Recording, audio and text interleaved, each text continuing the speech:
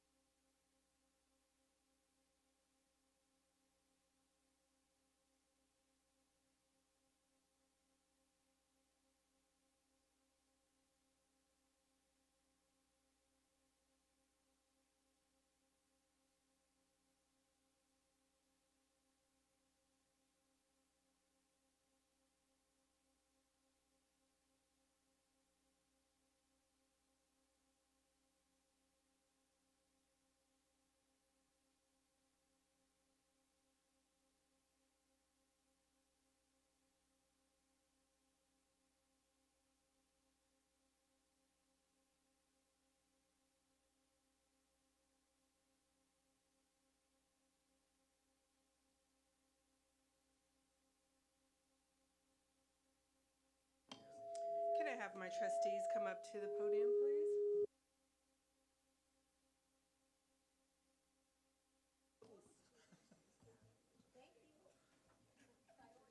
Am I turn it down?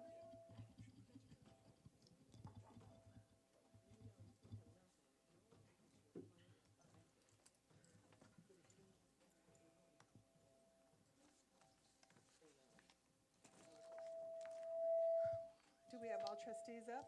No, we're still waiting for one more, but do we have a quorum? We have a quorum. We have a quorum. We're going to go ahead and begin our open session, and can everyone rise, please, for the flag?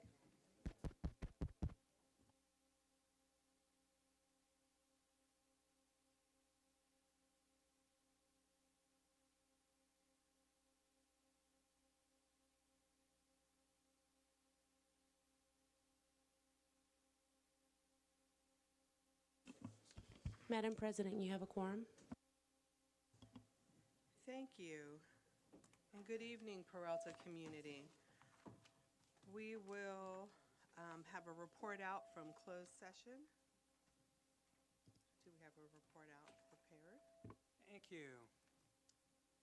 At tonight's closed session, the board voted to ratify the appointment of the following public employee contracts, which are subject to contractual agreement by the Chancellor. All of these, the next 8 items were on a 6-0-1 vote, 1 abstention, and that was me. Let's see, we accepted the ratification of Chancellor's appointment of Carolyn J. Tyler as the interim project manager for maintenance and operations district office effective July 5, 2017 through December 31, 2017 at $106.65 annually. The ratification for the Chancellor's appointment of Lilia Salhay as the Interim Dean of Academic Pathways and Student Success, or Liberal Arts, at the College of Alameda, effective July 1, 2017 through December 31, 2017 at $145,142. Recommendation to appoint Barbara Godoy as the Dean of Enrollment Services at Berkeley City College, effective August 14, 2017 through June 30, 2019 at $122,813. The recommendation to appoint Anna McClannon as the Dean of Science, Technology, Engineering, Arts, and Mathematics at the College of Alameda, July 19, 2017 through June 30, 2019 at $128,395 annually. The recommendation to appoint Kelly Lynch McMahon as the Interim Director of Capital Projects and Facilities in the District Office, July 12, 2017 through June 30, 2018 at $156,307.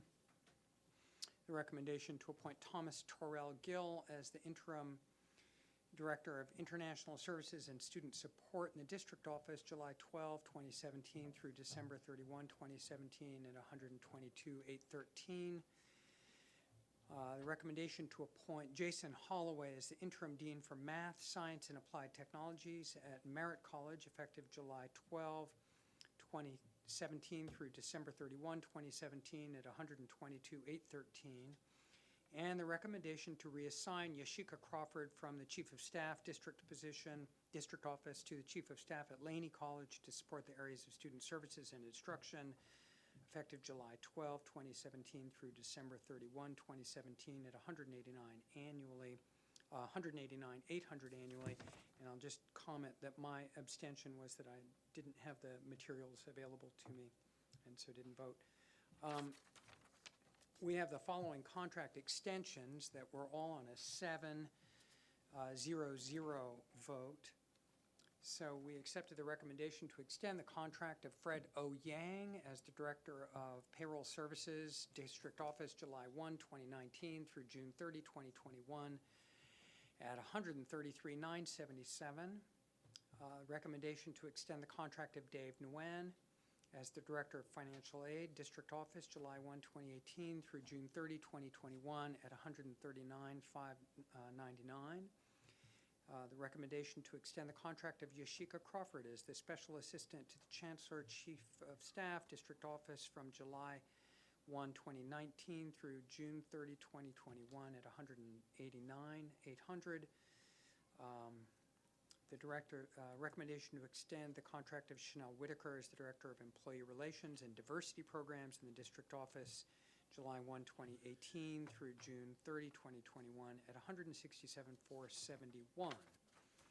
We accepted the recommendation to extend the contract of Rowena Tomaning as the President of Berkeley City College from July 1, 2019 through June 30, 2021 at $189,800. And the recommendation to extend the contract of Trudy Largent as the Vice Chancellor for Human Resources and Employee Relations District Office from July 1, 2019 through June 30, 2021 at $212,130. And that was on a vote of 4 ayes, 3 noes, with Handy, Weinstein, and myself voting no. If these individuals are present, please stand so that we can welcome you or re-welcome you to your new positions.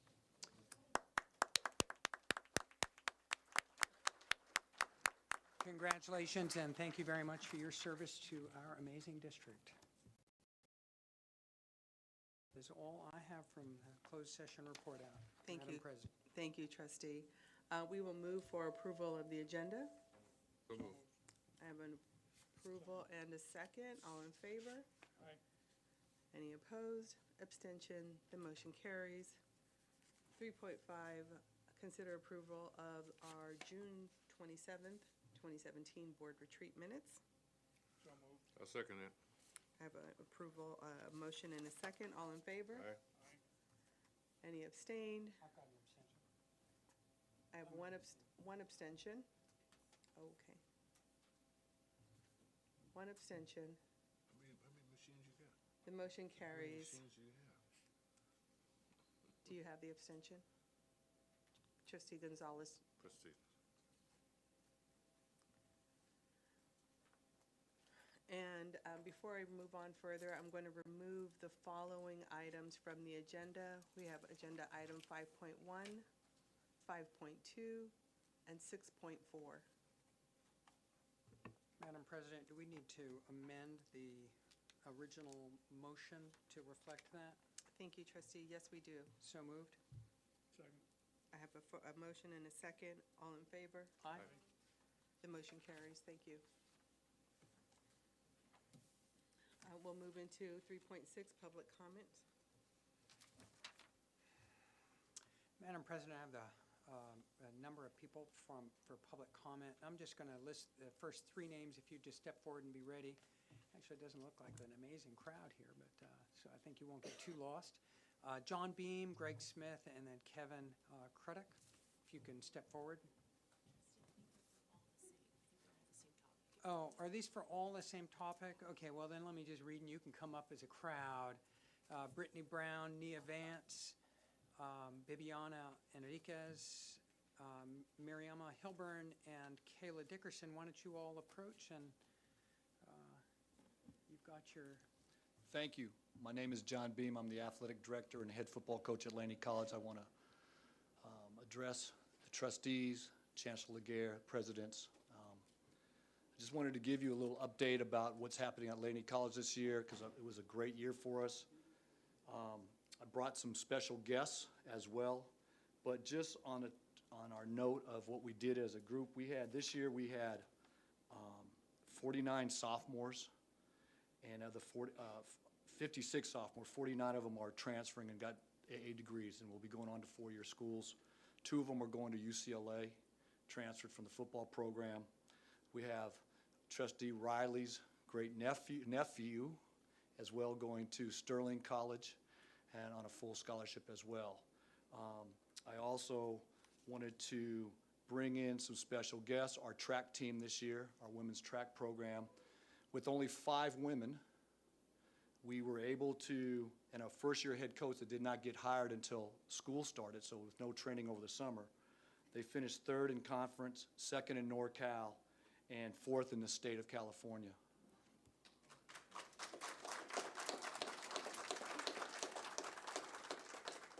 All 5 of these ladies have been offered scholarships, and they will be going on as they make their choices right now. In fact, one of them will be going home tonight to sign her scholarship papers with her parents because the papers came through today to San Jose State. And I'll let Coach Craddock talk to you about that in a minute. The other thing I wanted to do was, I think we forget sometimes about the people that are here, because Peralta is about people, students and people. And this person behind me, this young man behind me, Greg Smith, will be retiring at the end of this month. And for those of you that probably don't know Greg, which would be most of you other than maybe Bill, but Greg started at COA in 1979. I want you to think about that for a minute. So he's been working for Peralta for 38 years. 38 years. And during that time, in covering all these football games, he's missed one football game during that time. And that was for a wedding out of the country. Correct? Yes. And it was the only game we lost that year. He always reminds me. You know, and he left COA and came to Laney in 1980, and during, like I said, missed one game. But some of the things that he's done is that he started a student internship and student training program that has had a number of our students from Peralta that come through and actually have left our program and internship with professional teams like the Raiders, the A's, the Warriors during that time. In fact, last year he worked, Trustee Brown's daughter and son both worked with him. In fact, the son is working again this year.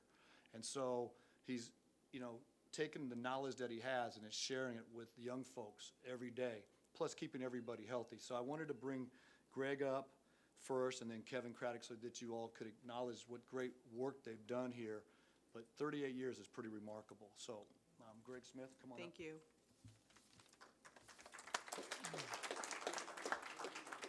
Well, I'll just say a couple of brief words.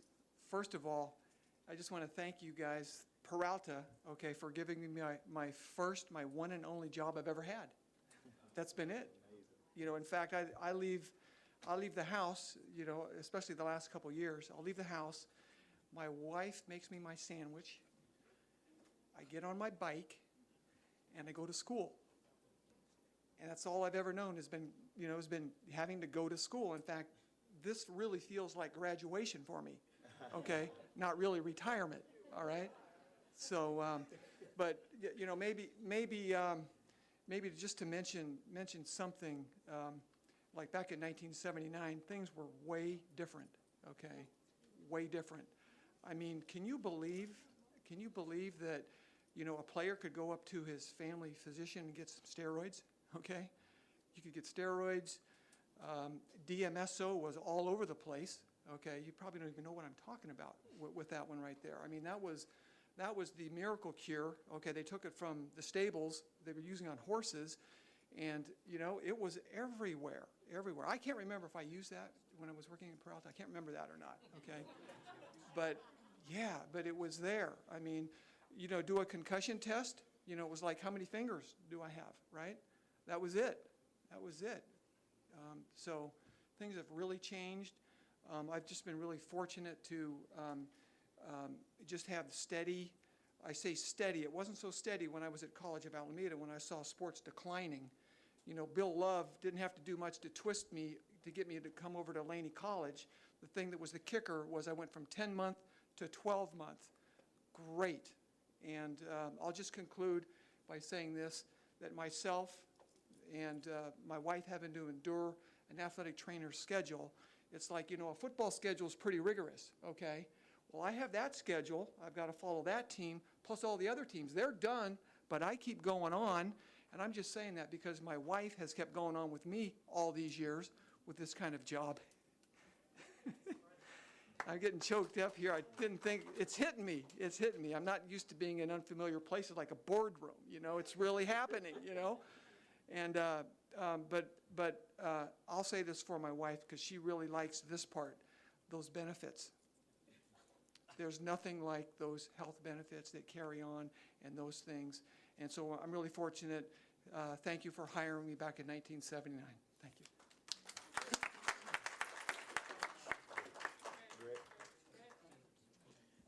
Since, are we ready?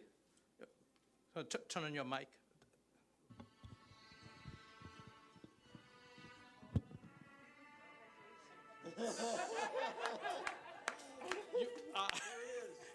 You said it. You said this is graduation for you, and therefore we cannot let you leave without your diploma. And on behalf of the board, we have a resolution for you, really thanking you for the great services that you've provided to our students, to our faculty and our staff, and to let you know that we're going to miss you. But one good thing with Peralta retirees, they always come back. So we're looking forward to seeing you back in some capacity. Thank you for your service.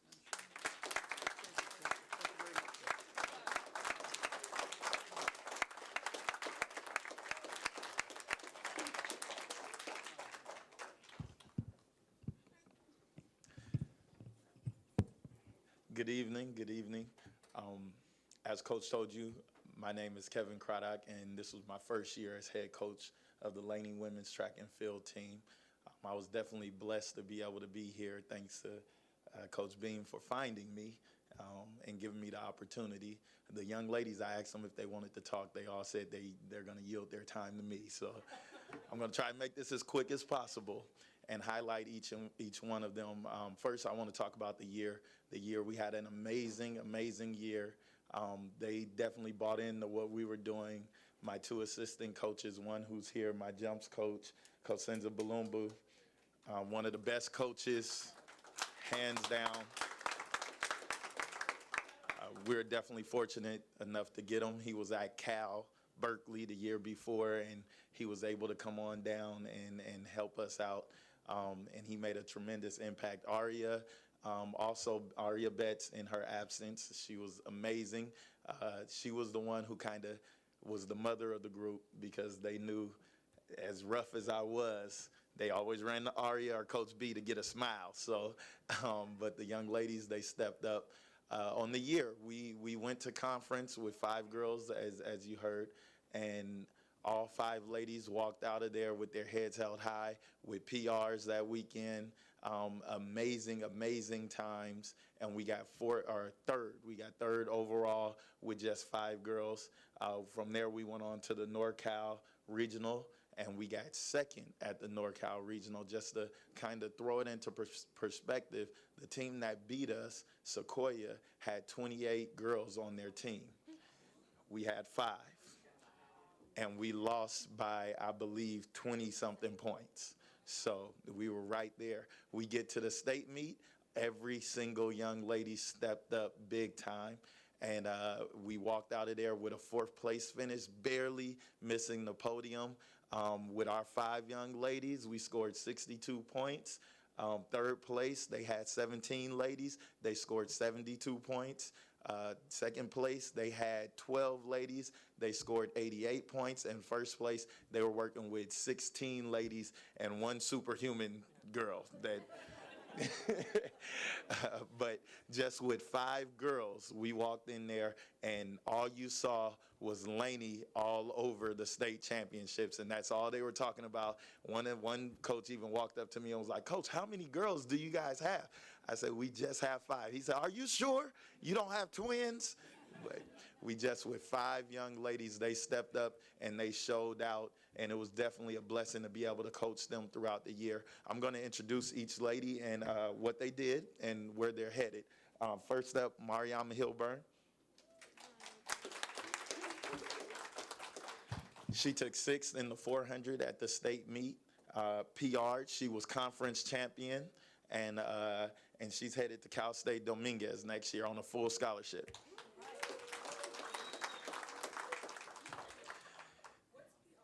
Oh, personal record. Nia Vance, she took 2nd in the 100 hurdles, 1391 PR. 2nd in the long jump. Can't remember what the jump was. 4th in the triple, and she was a member of the 3rd place 4x1 team. She was the highest point. We scored 62 points. She scored 22 and a half by herself. She has not made up her mind yet on where she's going, because she has so many offers, but on the table is Cal State Fullerton, Long Beach State, Tennessee Tech, and she narrowed it down now. So those 3 are on the table, and all of them are offering her a full scholarship.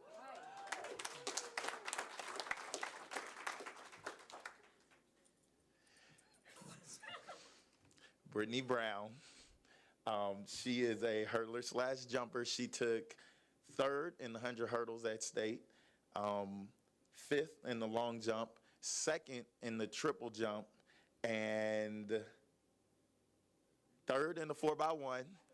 And she also was fourth with the 4x4. She ran competed in 5 events at the state meet, scored in all of them. She scored 20 and a half points by herself. And she's the one who's signing a full scholarship to San Jose State tonight with her parents.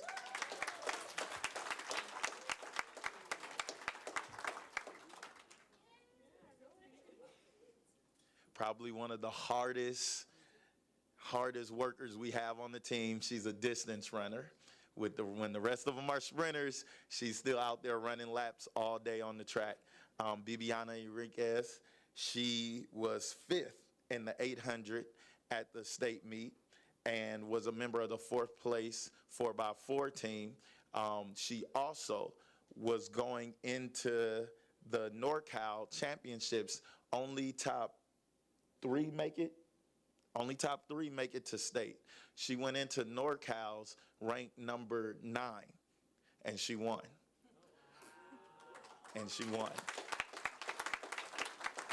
And got to the state meet and placed 5th. She is headed to Holy Names on a full scholarship. And our number 5, she's not here. She had to work tonight. Her name is Kayla Dickerson. She was a sprinter for us. She was 3rd with the 4x1. She was 4th in the 100 meters, and she was 4th on the 4x4, and she signed a full scholarship to Cal State LA. Thank you guys. Come out and see them run. They'll be out there next year, a whole new group, because I lost 5, but as long as we get 5 more, we good to go. Thank you. We also had a young basketball player, a woman, Courtney Brown, who couldn't make it today. She was, and again, our basketball team only had 5 girls through conference, so they played 5 strong with no substitutions. She was Player of the Year, made All-American, and she received a full scholarship to San Francisco State. One of the things is that athletics makes a difference, right? Peralta makes a difference. These young people came here hoping to do something with their lives, and they are. They're going to continue. All the support we get in the classroom, Douglas Cobb, making sure they're in the right classes and transferring, the work that we get with our administrative assistant to make sure that all the paperwork and everything is set, and counseling them throughout the day. The work that you've done for us by giving us these special people and allowing them to be here to bring these special young folks to this college district is unbelievable, and I want to thank you all for that, because without you caring about what they do, they wouldn't make these great strides. We talked about, some of them, a full scholarship. Their parents would not be able to help them get to school. Pell and FAFSA doesn't pay at all. So I want to thank you all again. And Greg, I want to thank you for your 38 years of service too. Thank you very much. Coach, we would like to take a picture with everyone. And if we would know also what high schools we need to thank for these young people, would be nice. We had Deer Valley, Vacaville, Pittsburgh, San Leandro, and Kayla went to Northgate.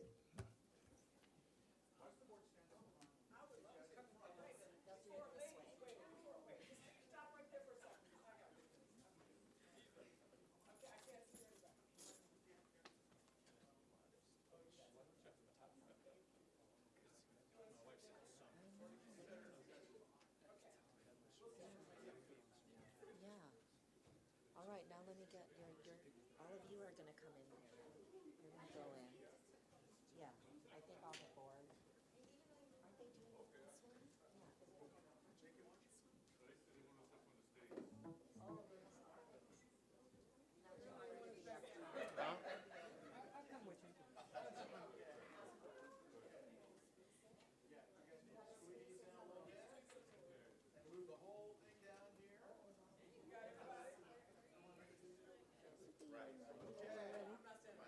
Congratulations. Thank you.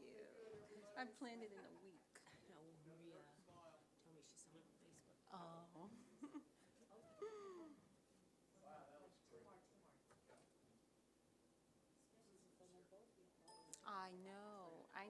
We got it from Maryland, too. Maryland.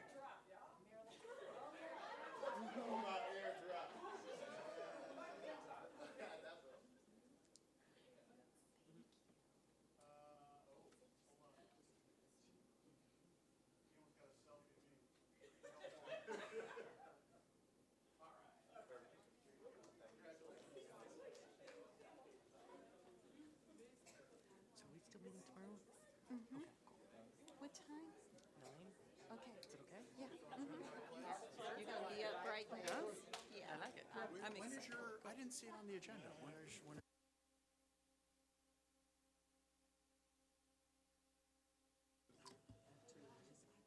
Well, thank you for those report coaches and student athletes.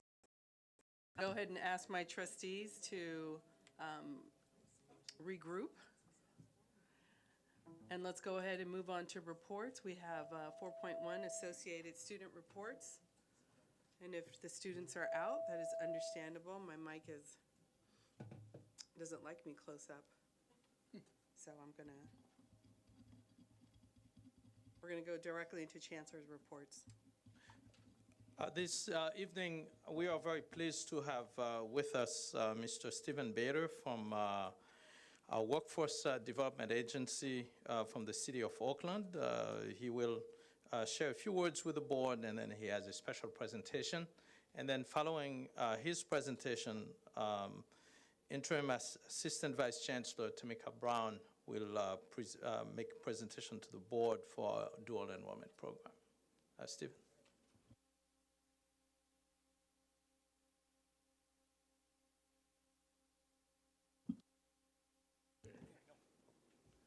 Okay. Good evening, trustees of Peralta Community College District, Chancellor Laguerre, and members of the Oakland community. I'm Stephen Bader with the City of Oakland's Workforce Development Board. I serve as the Executive Director, and very happy to be here tonight to really just recognize the great partnership we've had with Peralta Community College District in so many different ways. This year, in 2017 in particular, the Mayor's Summer Jobs Program, which has been in existence for a long time, for many decades here in the city, has really tried to take a turn and be much more intentionally focused around the linkage around career pathways and some of the great work that this district's helped to pioneer in many different ways.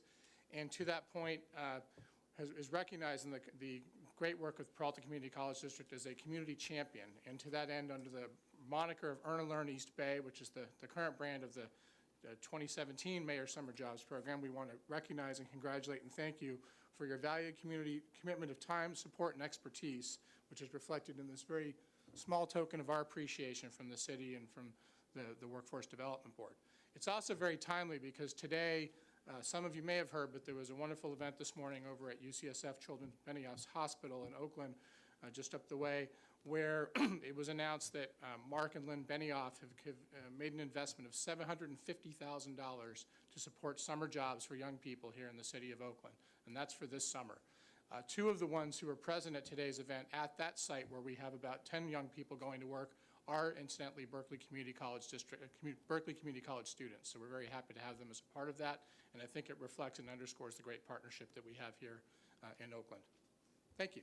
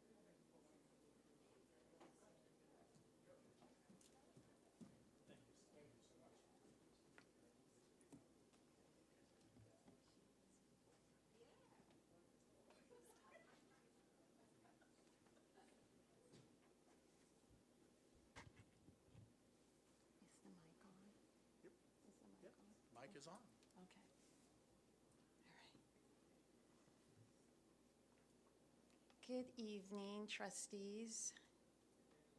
I hope you're doing well. I have a presentation this evening on our dual enrollment efforts within the district. So I'll be focused district-wide and then do a deeper dive for Oakland Unified, since that's been our largest partner, and we've had a 2-year pilot program with them. I have handouts for you, which has some of our data points, and it also has the PowerPoint printed, as well as some of the slides can be difficult to read. So as a district, we are generating 408 FTES for 2016-17 for dual enrollment alone. And as you can see from our graph, we continue to scale up each semester, and we anticipate having close to 1,800 students alone from Oakland Unified this fall. This next slide shows you the number of units that students are enrolled in district-wide based on discipline. And you can see that we have a lot of students that are interested in counseling, communication, African American studies, criminal justice, and I'll show you in just a little bit some of the pathways that we've begun to create as a result of our 2-year pilot with Oakland Unified and based on student interests. We want students to be able to onboard successfully into the Peralta colleges and complete as well. This is also the number of units students have taken for fall 2016 district-wide.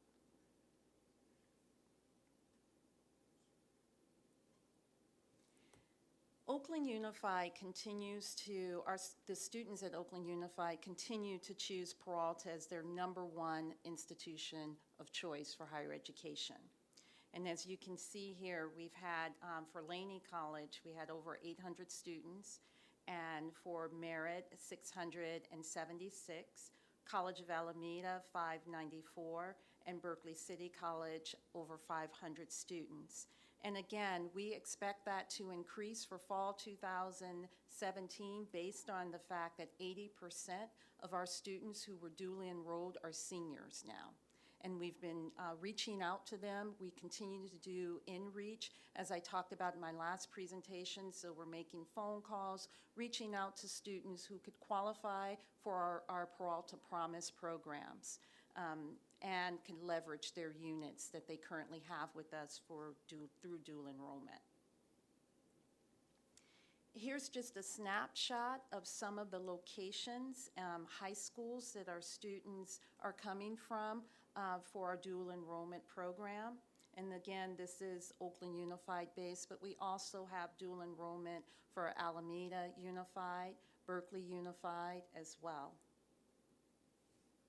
This is in your packet. It's a little bit harder to read, but these are some of the college and career pathways by industry that we've identified based on schools, locations, and student interest. And you can see that we've paired them up nicely with our certificate and degree programs that we offer at Peralta. Again, we plan to scale up our students for fall 2017 for dual enrollment. We plan to reach close to 1,800 students as a part of our dual enrollment program with Oakland Unified. The benefits of dual enrollment, just as to reiterate, is students are more likely to see themselves in college and successful as a result. A lot of our students are choosing cultural-based courses, which also helps with identity and development through high school and to college.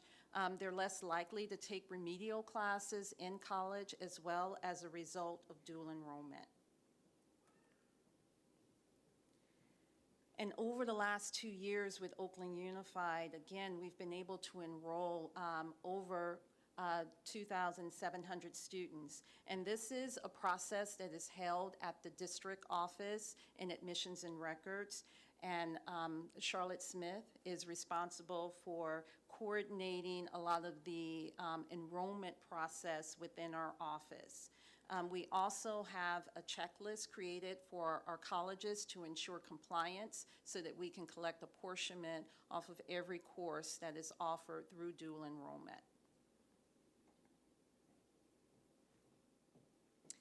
We have been increasing our pass rate for our classes, and we've also been surveying and taking notes of what students need who did not receive a C or better in their classes. With every reiteration of our MOU, we're inputting more student support services, more professional development for K through 12, as well as our faculty, and thinking of ways in which we can help support our students in being successful. Here's a demographic outlook of what our dual enrollment looks like for Oakland Unified as well. As you can see, we are reaching a diverse population of students through our dual enrollment program. And it reflects our population within the district and our district demographics. Dual enrollment is actually surpassing AP classes in terms of choice. And again, students who take our classes are given college credit upon successful completion with the C or better of a course. What are students thinking? 82% are saying I'm more prepared for college. 72% are more excited about attending college. Again, this is a great opportunity for Peralta that we plan to continue to take advantage of, which is outreach and really working with the resources that are in the school districts to ensure that we're partnering with counselors, with parents to, again, show how students can leverage these units to continue on for college, and that college is accessible and affordable to them once they decide to attend Peralta. Here's another iteration of some of the pathways that can be created from the courses that we are offering through dual enrollment. And again, we're trying to pair it up with students' interests based on our certificate and degree programs. And then dual enrollment strategic goals for 2017-18, we want to increase outreach and recruitment with our Promise programs. We want to increase productivity. Right now, we're about 14% in productivity. We can get that up. We want to build more pathways with Peralta degrees and certificates.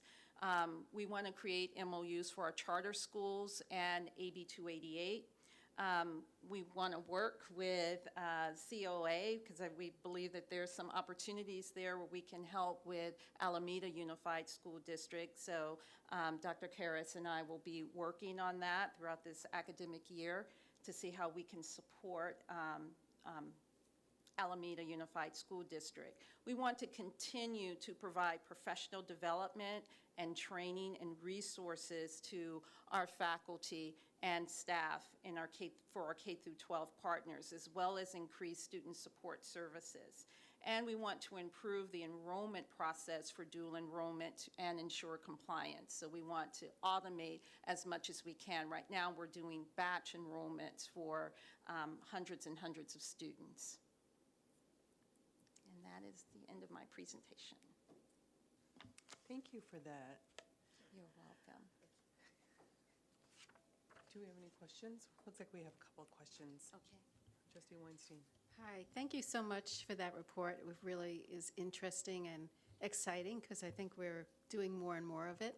But I do have a couple questions. One is, for the students who are doing the dual enrollment, are they already high-achieving students, or do they come from a variety of levels? No. Dual enrollment is not replacing AP or honors classes. These are students who are sometimes marginalized or at the point of really dropping out of high school. We found that dual enrollment classes, particularly our ethnic studies classes and some of our English classes, really captures those students and engages them back into the educational environment, and they excel as a result of that. So we're getting a variety of students, and we're not targeting just high-achieving students at all. Okay. And are the faculty who are teaching, are they from Laney, or are they the high school? They are Peralta faculty who meet all of our minimum qualifications. So they are Peralta College employees. Okay. Thank you. You're welcome. Any other questions? Trustee Gonzalez, Nguyen? Thank you for this presentation. It's actually kind of amazing, and I want to focus on one slide and just see if I really get this. There's a slide that says grades and pass rate, and you've got in the 80s, 80, 84, 82. Is that, am I reading that correctly? That is correct. Now, how does that compare with our regular students on campus? Student success. So we're talking about a smaller population Right. in comparison, but this is actually better than our overall student success. like But we would have to significantly, right? dissect it by subject as well. But yes, it's a very good pass rate. I mean, my guess is our overall pass rate's probably closer into the 60s, but I don't know that. And so 70s. this is sort of incredible, and I'm wondering, what are we learning here that maybe gets applied across the board? Yeah. Well, and that's part of the professional development, because the faculty who teach in dual enrollment have actually come back and said it helped me become a better instructor, because I had to think outside of the box on how I'm going to deliver this to high school students. So it actually strengthened their teaching strategies. So Yeah. that is something that we need to continue to share and provide resources for to our faculty in our district as well. It just strikes me, if we could increase our success and retention rate to these numbers on our regular campuses, kind of all of our enrollment problems would be done. Yes. We'd have fixed that. And, of course, it'd have done a service to the students and the district and the community and so forth. So, you know, when you come back, if you could bring some of these faculty members in and some of these students in and maybe just, like, help us understand a little better, what are we doing so well here? Because this is really impressive, and if we can replicate this, that'd be kind of amazing. Thank you. Yes, you're welcome. Let me see. Well, this is not too surprising, because students who are enrolled in early college, high school, your ASTE students and the like, they also tend to perform a whole lot better than regular students. I remember when I was a vice president at Truckee Meadows Community College, I was teaching a math class, and one of the students was from our college high school. And I remember I went to Jackie, I asked her what engineering school she's looking at, and she told me I'm from TMCC High School. She was outperforming the regular students that we had in class. It is indeed a phenomenon that I think that's worth looking at. Part of it could be the support that exists for them that we don't provide to the students. So part of it could be that they're already in the learning mode, and therefore they tend to continue, while some of us have taken time off and then come back, and it's harder for us to. But I think that it's a good point, really talking to the students and the faculty to see what's making the difference and see how we could replicate that in our regular classes. I think would make, could teach us something. Thank you for that, and I do have a couple of comments. First of all, thank you so much, Ms. Brown, for presenting us with, again, another fabulous report that was filled with quite a bit of data. Some of the questions I have, and this is this overall kind of spirit of the work that we're doing really falls in line with some of the Oakland Promise and some of the other Promise programs. So we can really see kind of what's happening on the ground in kindergarten, actually, K through 12, and how we are kind of coming down from the community college to bridge this very much needed gap. But along the lines of Trustee Gonzalez-Nguyen, it would always be beneficial to us to really understand very keenly why it is working the way it it is working right. So what are the analysis and the analytics involved in that? What is the story telling us? We can see clearly here that there are some milestones that look very, very promising, and we want to see that grow. But how do we support that?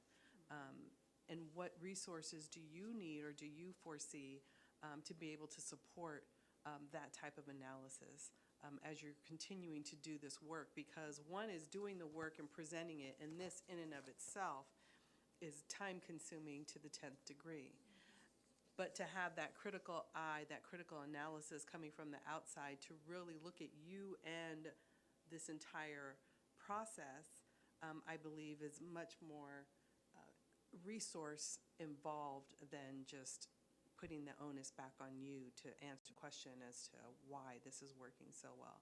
And so I'd look forward to seeing you and the district work more closely with the Chancellor and figuring those critical pieces out. Thank you so much. That concludes Turn off. my report. Yes, is that the conclusion? Yes. Thank you so much. We are going to move into Board of Trustee reports, and I can start off to my almost far right, Trustee Gonzalez-Wynn. I'm just looking forward to summer break, and I want to thank all the people who have worked really hard to make this a successful year at Peralta. We always have our struggles, but I think overall we've done really well, and I'm looking forward to a break. I hope to see you all a little more rested in September. Thank you, Trustee Withrow. There have been a number of articles on education just in the last 6 months that have been pretty meaningful as far as I'm concerned. One yesterday by Dan Walters in the Sacramento Bee. The headline was, "California Faces Higher Education Crisis, but Politicians Dither." Earlier this year, the Public Policy Institute of California issued a warning about looming collision between California's demographic and economic trends. Among other things, the state is stuck with a half-century-old master plan. The idea was that the three areas of higher education would collaborate across the board, but in fact, per Dan Walters, they have fiercely competed for capital and operational funds and incessantly wage turf battles over course and degree offerings. That's not exactly student-oriented. The University of California resisted efforts by the state universities to gain authority to issue some doctorates, while the CSU objected to community colleges offering four-year baccalaureate degrees. As Dan Walters states, the latter is an especially critical element in higher education reform because it would allow more students, especially those in rural areas, and I think it personally it's across the board, to gain professional degrees without the expense of going away to college, even if they can win a seat in very shrinking pools that are available. There was a bill introduced by a Democrat from San Mateo to expand the experiment of baccalaureate degrees to 25 districts. The bill was defeated because of the backing of the UC, CSU, the California Faculty Association, and the California Teachers Association, and they dropped it down. Again, virtually everything I've been reading would indicate that student success is not a focus. That is not a goal. And some of the challenges we're looking at are a changing environment. I mean, we're looking at 47% in order of magnitude on these things, but 47%, I think it was McKinsey and Company, stated that that percent of occupations would disappear by 2025, 47%. By 2020, McKinsey estimates that 43% of the U.S. workforce will be made up of freelance workers, a gig economy. It takes a completely different education in order to accommodate, succeed, and move ahead in that kind of an environment.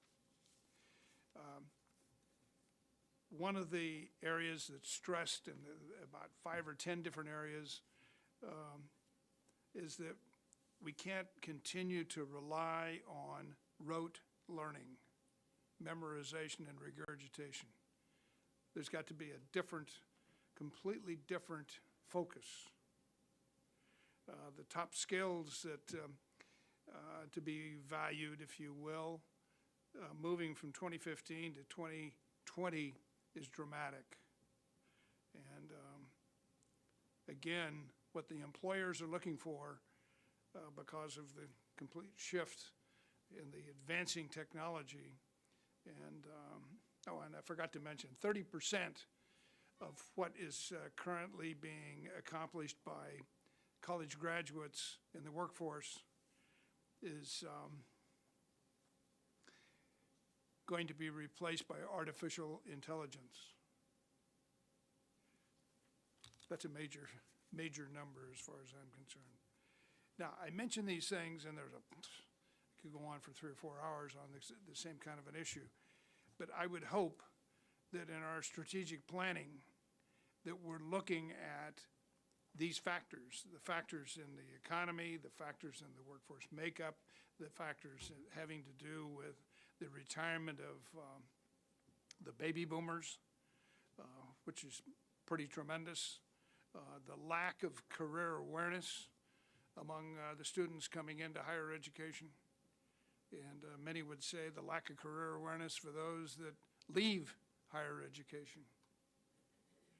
So again, I would hope that this institution would be taking things outside the box in looking at, should we be teaching the way we've been doing since the time of Socrates, or should we make some dramatic changes? Thank you, Trustee Withrow. Trustee Moore? Good evening, everyone. I'd just like to say that we're really looking forward to the new catalogs coming out. It would be really helpful to help figure out what classes to enroll in. It will help the counseling staff. It will help everyone with their student success if they know what their degree requirements are. So yeah, we're enrolling right now. It's very exciting, but we're looking forward to knowing how to succeed, you know. What are our requirements? So thank you for everyone who's helped put it together, and I look forward to seeing it. Thank you. Thank you. Trustee Weinstein? Thank you. Let's see. So there are a few things that I have been interested in. I've had the opportunity to speak with the Chancellor and also Dr. Riley about emergency preparedness and safety on our campuses. And I think that there will be some focus on this to make sure that we meet all the standards or exceed the standards that are set for us. Also making the website better so that people know when they go on there where to go to when they need some help. And I've been reviewing the community colleges up and down the state to see what they do, and I think we can bring in some new ideas that would be helpful. So I'm very pleased with that, and I'm going to continue to work on that. Also had the opportunity to meet with Jake Brimman, and he's with the Campaign for College Opportunity. That was a really interesting conversation because it gave me a bit more of a state perspective on issues that we are all concerned about, like student success and student access and student completion, and how they are dealing with it. They deal with it in terms of policy advocacy, as well as working on these issues and issuing reports. And he was very, very helpful, and I'm hoping he can come here at some point to speak about what they do. Lastly, I enjoyed the retreat. I learned a lot of things that I didn't know, a number of issues that, like enrollment management and other issues that I'm still reading the documents.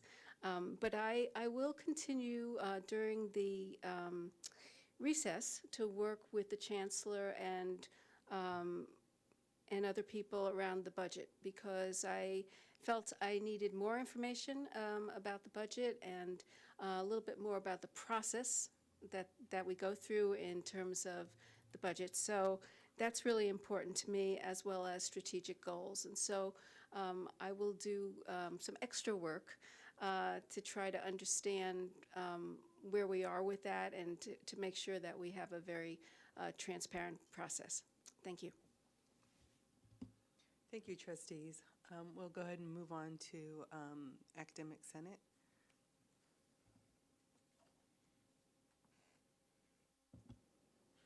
Good evening, everyone. Thank you, Trustee Bonilla, and our Board of Trustees, Chancellor Guerre, administrators, faculty, and staff, and students in the Peralta Community College District. I am going to just quickly actually respond to a couple of things that have been said earlier, some questions that have been out there, rather than talk about some other things, and more specifically around dual enrollment. Just a couple of things to add, and really grateful for Assistant Vice Chancellor Brown's presentation. I think the more we hear about the dual enrollment efforts, the better, and especially when we're talking about dual enrollment, the fact that, we're talking about faculty in the classrooms that are not at Peralta, in the Peralta colleges. These are classrooms at the high school, and just really showing the success that our faculty are having. A couple of quick things, though.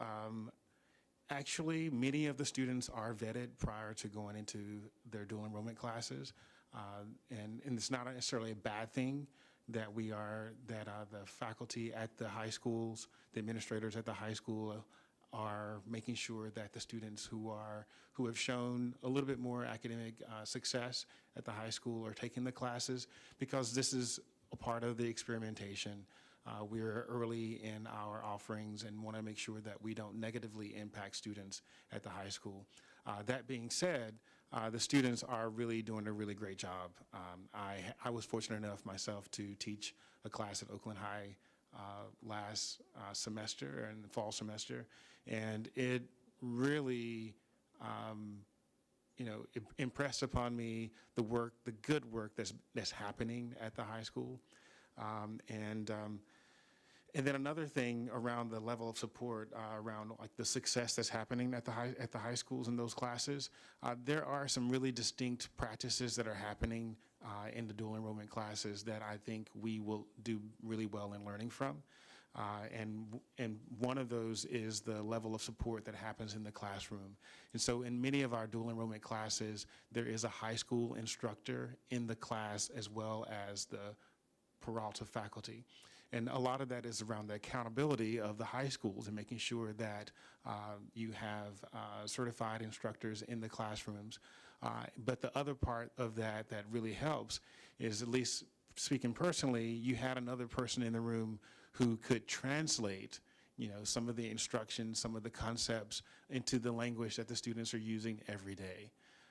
And you had another person in the room who was trained with pedagogy, who could actually help out, significantly, not just a tutor in the classroom, but I hate to use the term because I don't want to belittle their professional status, but the way that they humbly allow themselves to be used in the classroom is as really great instructional assistants.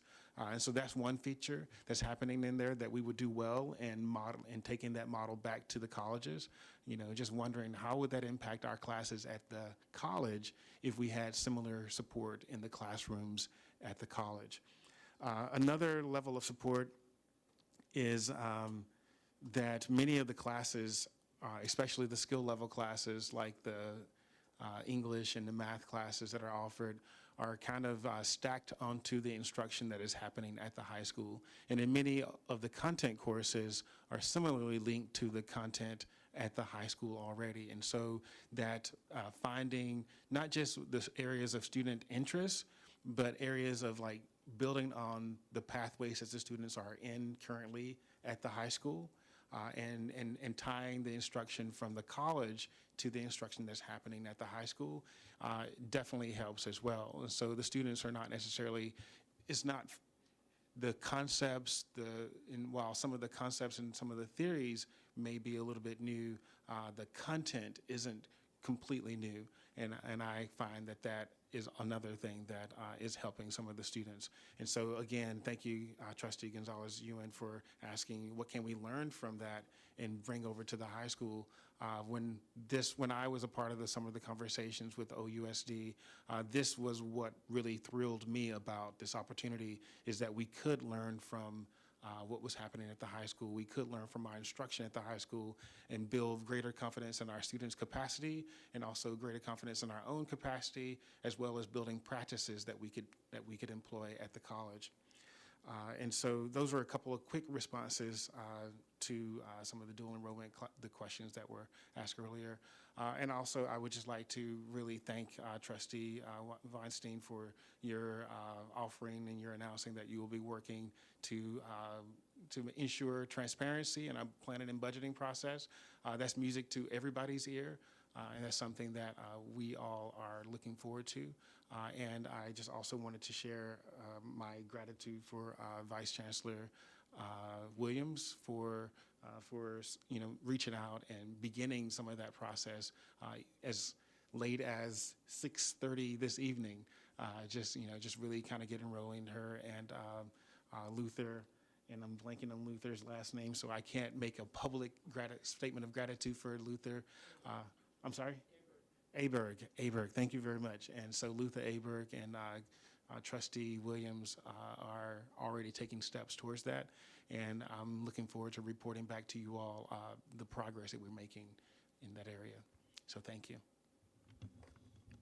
Thank you for that. We are now moving into, it looks like the presentations have been removed. We are in consent calendar. Do I have a motion?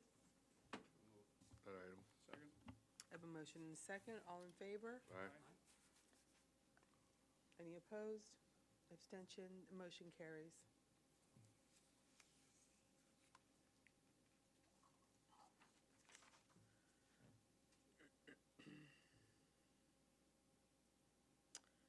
Announcements. Looks like we're on announcements. Any announcements, sir?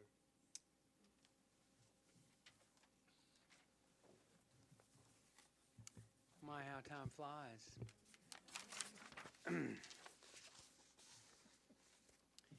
The next regular board meeting will be held on September 12th, right here in these lovely district office boardroom premises. The board is in recess during the month of August, when staff can get their work done.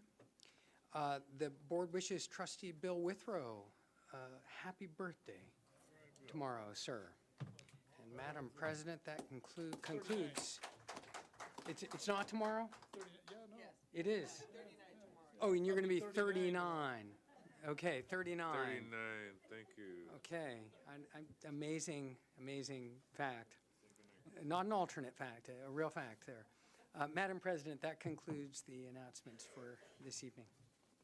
Thank you so much. I want to wish everyone a happy summer, and we'll see you back in the fall. This concludes our meeting.